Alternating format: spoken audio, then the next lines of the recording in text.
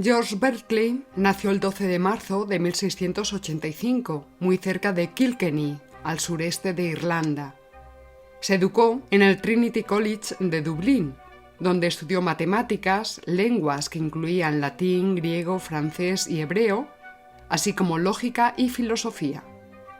En 1709 se ordenó en la fe anglicana como diácono en la capilla del Trinity College y un año más tarde como sacerdote. Alternó sus estudios teológicos con la lectura de Bacon, Descartes, Malebranche, Boyle o Newton y sobre todo con la lectura de Locke. Entre 1713 y 1721 residió en Londres y viajó por Francia, Sicilia en Italia, etc.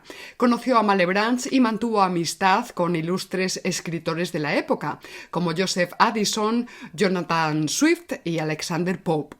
En 1724, con el propósito de fundar un instituto misionero en las Bermudas para educar y evangelizar a los colonos ingleses y a los indios americanos, Berkeley gestionó una subvención del gobierno británico, que aunque aprobada y prometida verbalmente, nunca recibió. En 1728, Berkeley embarcó para América con su esposa, Anne Foster, instalándose en Rhode Island, donde intentó llevar a cabo su proyecto filantrópico, que finalmente no pudo realizar. En 1732 regresó a Inglaterra y luego a Irlanda. En 1734 fue elegido obispo de Cloyne, en cuya diócesis permaneció hasta 1752, año en el que se retiró a Oxford, donde murió el 14 de enero de 1753. Entre sus obras, las más importantes son las siguientes: 1707-1708, Comentarios filosóficos, un cuaderno de notas sobre los temas que le preocupaban. En 1709, Ensayo de una nueva teoría de la visión, que trata sobre la percepción espacial distinguiendo entre percepciones visuales, meramente subjetivas, y percepciones táctiles, que se corresponden con objetos físicos externos. 1710, Tratado sobre los principios del conocimiento humano, donde indaga sobre los principios que han sembrado dudas, incertidumbre y doctrinas contradictorias en la filosofía. 1713, Diálogos entre Hylas y Philonous, una divulgación literaria de la obra anterior. 1721, De Motu, un tratado sobre mecánica escrito en latín. 1732, Alcifrón, una defensa filosófica del cristianismo contra los librepensadores. 1734, El analista, un polémico escrito sobre matemáticas en el que cuestionaba el rigor lógico del análisis matemático de su época. Fue su trabajo más conocido. 1744, Siris, un compendio de reflexiones filosóficas e investigaciones sobre las propiedades del agua de alquitrán como medicina.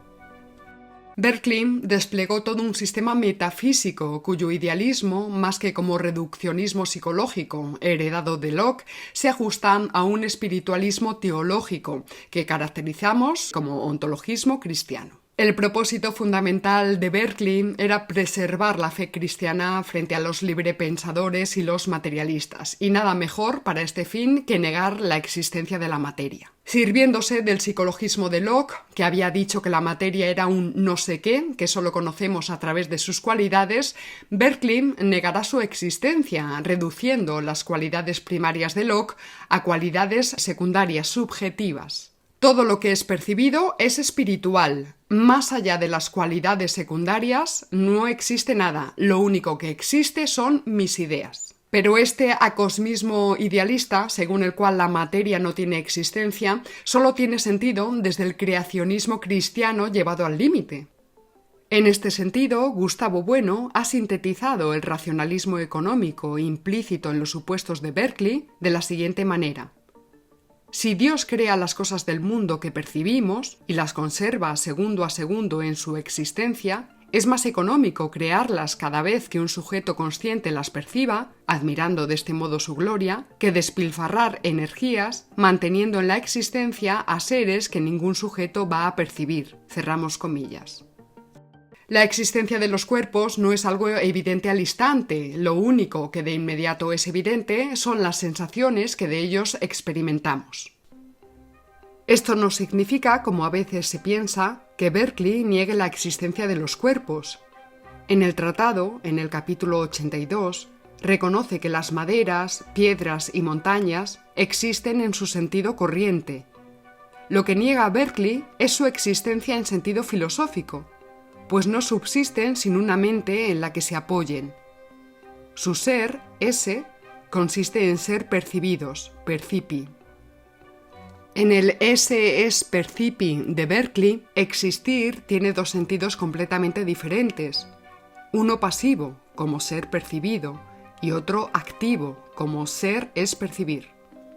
Dios, como creador, percibe, y los hombres, en tanto percipientes, perciben las ideas de las cosas creadas por Dios. El mundo es un conjunto de seres percipientes que dependen de la existencia de un ser que los percibe. Dios, autor de todas nuestras representaciones, única actividad similar al conocimiento abstracto. El mundo sensible no es más que un curso de percepciones que produce la voluntad divina en los demás seres conscientes.